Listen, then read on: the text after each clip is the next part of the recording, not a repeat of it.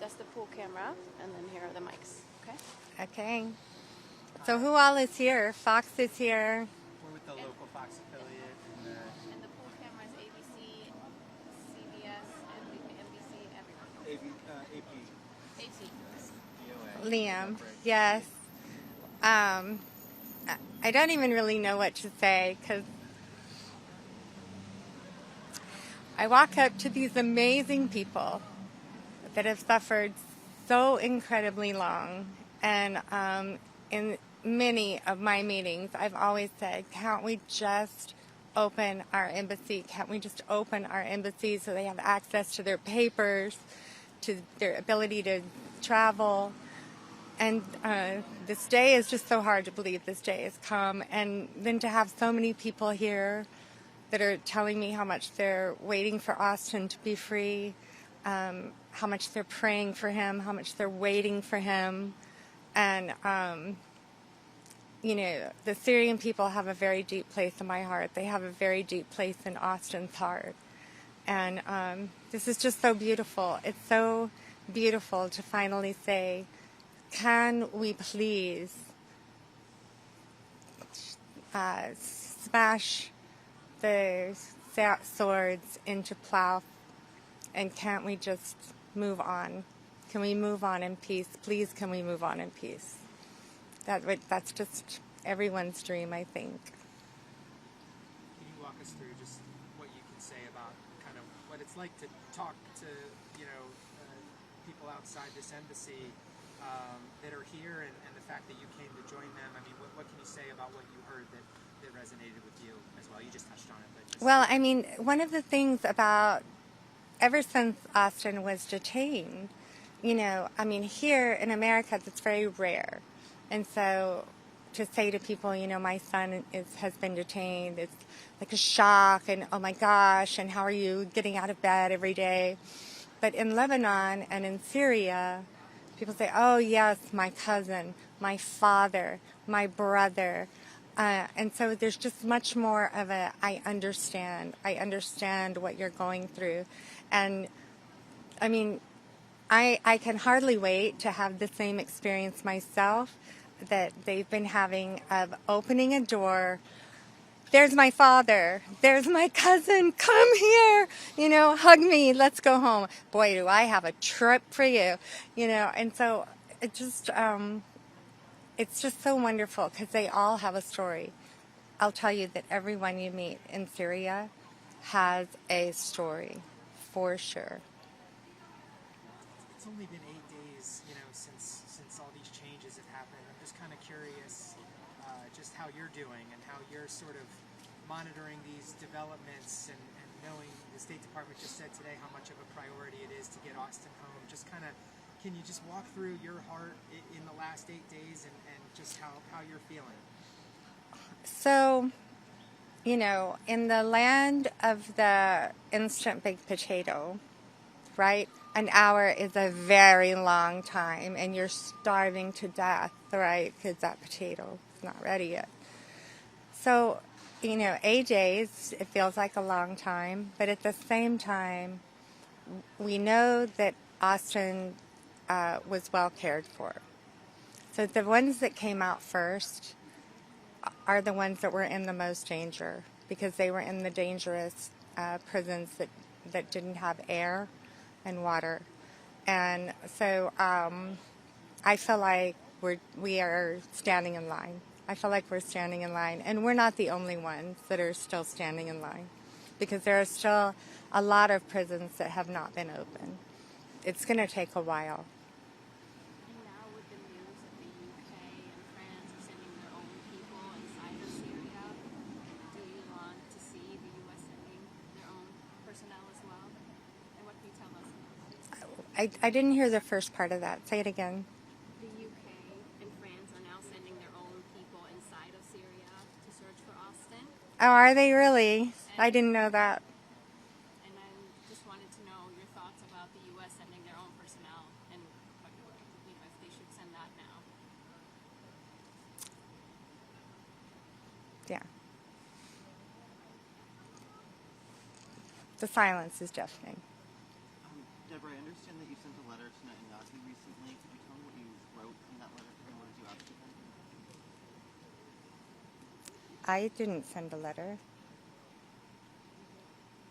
Bill told me that you guys had sent a letter to Netanyahu. We can talk about that.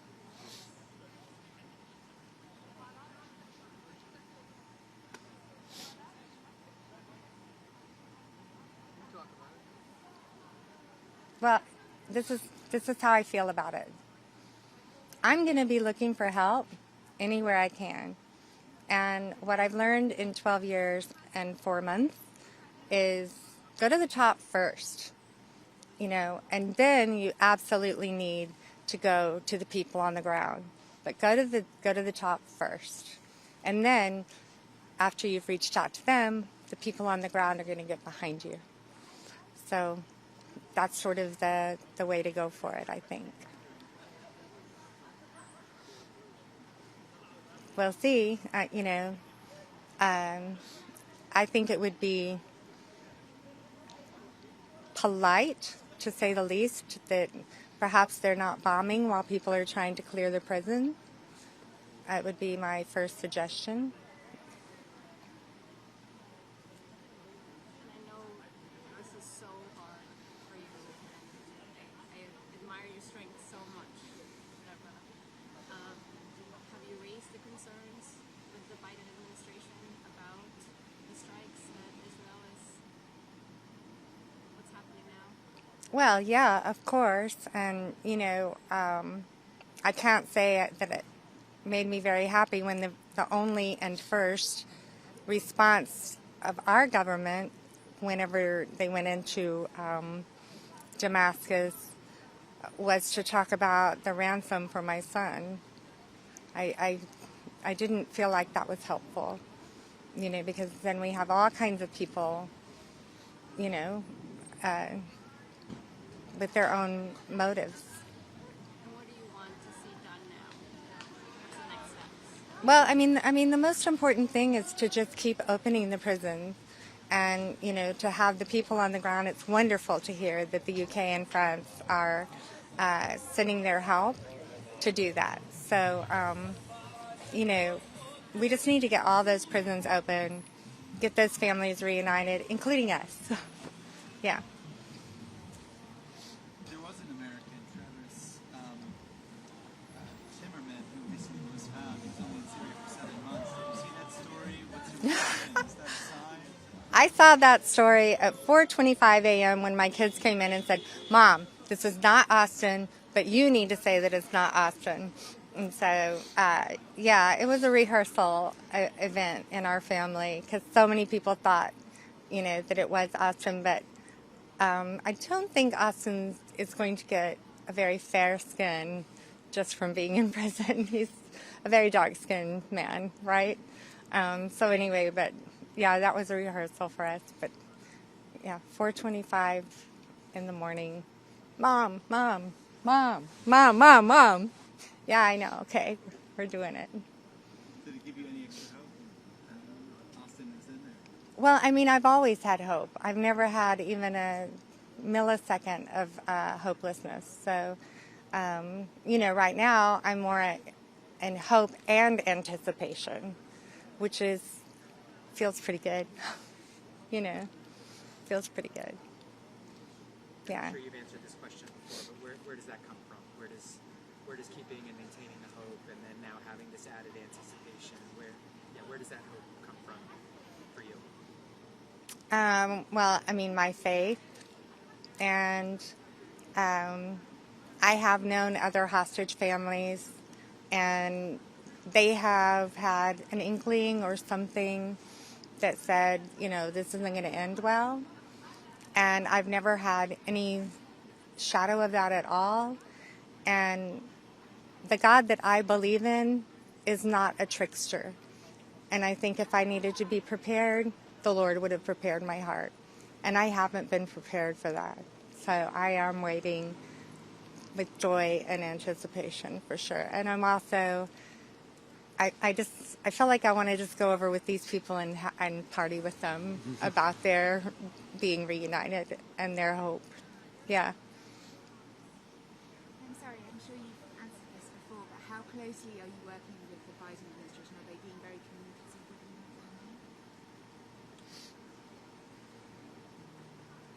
About like that. Yeah.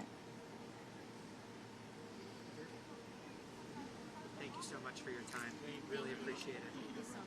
Thank you all. Thank you all. And, you know, keep your fingers crossed and your knees calloused.